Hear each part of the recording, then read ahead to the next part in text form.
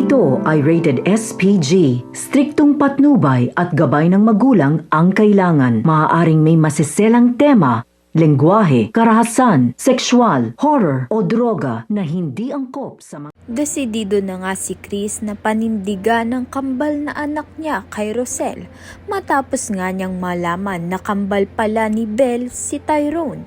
Hindi naging madali ito para kay Rosel dahil alam nga niyang pamilyado na nga itong si Chris, may asawa.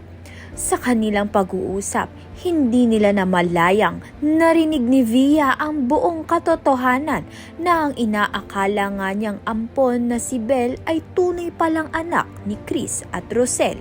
Sa kabilang banda naman nga, lumalala na nga ang sakit ni Jacinta kaya ipinatawag niya ang kanyang abogado upang sa kung anong mangyari sa kanya, maayos ang kung sinong magmamana ng kanyang kayamanan.